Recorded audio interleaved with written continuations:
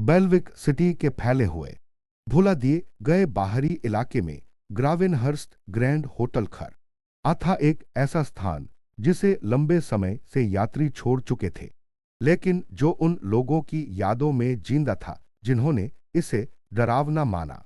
समय ने इसके संगमरमर के फर्श को चीर दिया, क्रिस्टल झूमर को तोड़ दिया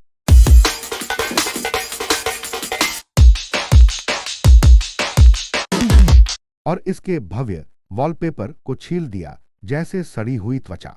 लोग होटल के बारे में भयानक बातें फुसफुसाते थे, इसे दुस्वप्नों की भूल भुलैया कहते थे, दावा करते थे कि इसके हॉल बदलते हैं, इसके साए सांस लेते हैं और इसके कमरे उन चीजों को याद रखते हैं जो उन्हें नहीं करनी चाहिए।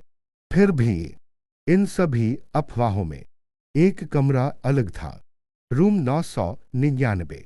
अपनी प्राइम में भी मेहमान इसे टालते थे, कर्मचारी इसे प्रवेश करने से मना करते थे, प्रबंधन ने इसे स्थायी रूप से बंद कर दिया। किसी ने कहा कि यह कमरा किसी असाधारण चीज के ऊपर बनाया गया था, अन्य लोग कहते थे कि वास्तुकार इसी में गायब हो गया, लेकिन कोई भी, यहां तक कि सबसे पुराने रिकॉर्ड भी, यह नहीं बता सकते थे कि उस कमरे के अंदर सच में क्या रहता था।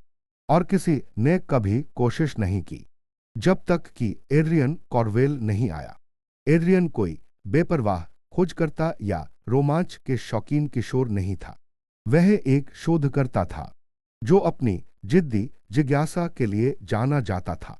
उसके पिता हेनरी कॉर्वेल 20 साल पहले इसी होटल की जांच के दौरान गायब हो गए थे। एड्रियन केवल 6 साल का था, लेकिन उसे वह रात जीवंत रूप से याद थी।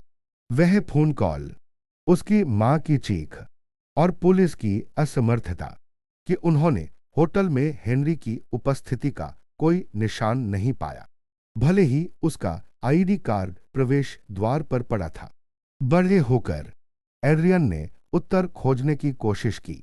उसने अलौकिक मनोविज्ञान, असामान्य वास्तुकला, लोककथाओं और शहरी कथाओं का अध्ययन किया। सभी संकेत ग्रावेनहर्स्ट ग्रैंड होटल और रूम 999 की ओर इशारा करते थे। एक तूफानी अक्टूबर की रात एड्रियन होटल के द्वार पर पहुंचा। बिजली चमकी और विशाल संरचना को रोशन किया, जिसमें टूटे हुए खिड़कियां उसके ऊपर इनहलो ही आंखों की तरह नजर आई। उसने अपने बैकपैक की पट्टी कसकर पकड़ी और फुसफुसाया, मैं तुम्हें ढूंढ लूंगा पापा। गेट खटखटाए धातु की कराह के साथ। लॉबी ने उसे गहरे अंधकार के साथ स्वागत किया। धूल हवा में तैर रही थी, जैसे पीली आत्माएं जो उसके कदमों से परेशान हो रही थीं। उसका फ्लैशलाइट टूटे हुए स्तंभों, फटे हुए कालीनों और जंग लगे लिपटों को रोशनी दे रहा था। सन्नाटा गलत लग रहा था, खाली नहीं बल्कि सुन रहा था। एड्रियन रिसेप्शन डेस्क पर रुका। लॉगबुक खुली पड़ी थी, पन्ने पीले हो चुके थे। उसके पिता का नाम इन एंट्रीज ही में हिंसक तरीके से लिखा हुआ था, जैसे कोई उसे मिटाने की कोशिश कर रहा हो। हेनरी कॉर्वेल, रिसर्च परमिट, यह लिखा था। उसके नीचे एक बड़ी स्याही की धार जो कुछ भी था उसे ढक रही थी। एड्रियन का दिल तेजी से धड़कने लगा। उसके पिता यहां थे। उसने पन्ना पलटा। घबराए हुए हाथों की लिखावट में एक एन्क्रिप्टिक वार्निंग ही थी, इसे मत खोलो। कमरा याद रखता है, इकाई प्रतीक्षा करती है। उसने पन्ना अपनी जेब में रखा और होटल के अंदर गहरा चला गया। दीवारों पर तिरछी पेंटिंग्स लटकी थीं, अज्ञात मेहमानों के पोर्ट्रेट जिनकी आंखें उसे फॉलो कर रही थीं। कुछ चेहरे धुंधले थे, कुछ खरोंचे हुए। कहीं से हल्की आवाज गूंज रही थी, जैसे दूर की एन शांतिंग ही या बिजली की एन बजिंग ही।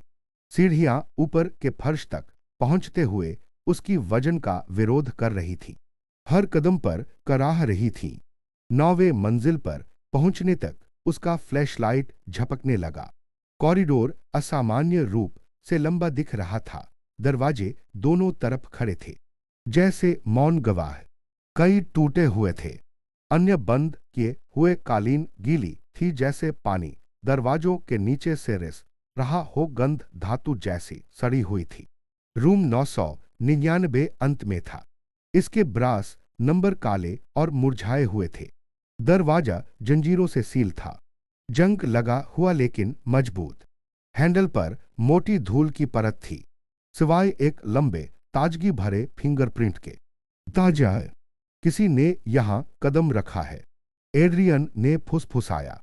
उसने बोल्ट कटर से जंजीरों को काटा। दिल तूफान से तेज धड़क रहा था। जैसे ही जंजीरें गिरी, दरवाजा कांपा, मानो कुछ अंदर से उसे दबा रहा हो। एड्रियन रुका। उसने दशकों के बोझ को महसूस किया जो इस एक पल पर गिर रहा था। फिर भी उसने इन नौ भी घुमाया। दरवाजा खुला। कमरा पूरी तरह अंधेरा था। उसका फ्लैशलाइट अंदर की चीजों को दिखाता। ऐसा लग रहा था मानो समय ने इसे नहीं छुआ। फर्नीचर व्यवस्थित था, पर्दे बंद थे, कोई धूल नहीं, कोई जाले नहीं, कोई क्षय नहीं, जैसे कि कमरा इंतजार कर रहा था। एड्रियन अंदर कदम रखा, तुरंत ही पीछे दरवाजा जोर से बंद हो गया। उसने एन भी पकड़ा लेकिन वह हिला नहीं। उसका फ्लैशलाइट तेजी से झपकने लगा। हवा भारी, घनी, लगभग सांस ले रही थी। छायाएं दीवारों पर असामान्य रूप से फैल गईं। कान पर एक ठंडी फुसफुसाहट आई। तुम वापस आए। एड्रियन जम गया। कौन है वहां? फुसफुसाहट ने उत्तर दिया, कई आवाजों में, तालमेल बिगड़ा हुआ। जिसकी तुम तलाश कर रहे हो वही रुका। गला सूख गया। मेरे पिता, वह कहाँ हैं? एक आकार कोने में बनना शुरू हुआ, लंबा कंकाल जैसा। उसकी अंगुलियां बहुत लंबी, कद झुका हुआ, अंधकार उस पर चिपका हुआ जैसे जीवित कवच। उसकी आंखें खोखली थीं, फिर भी हल्की हरी रोशनी से चमक रही थीं। उसने एक कदम बढ़ाया और कमरा अनदेखी शक्ति से धड़क उठा। एड्रियन पीछे हट गया। तुम क्या हो? इकाई ने सिर झुका दिया। मैं याद हूं, प्रतिध्वनि हूं, भुलाया हुआ भूखा। मैं जो प्रवेश करता है उस पर भूखा हूं। तुम्हारे पिता स्वादिष्ट थे नहीं? एड्रियन चिल्लाया। वह मर नहीं सकते। सिरजनहार का मुंह असामान्य रूप से फैल गया। वह मर नहीं है, न जीवित।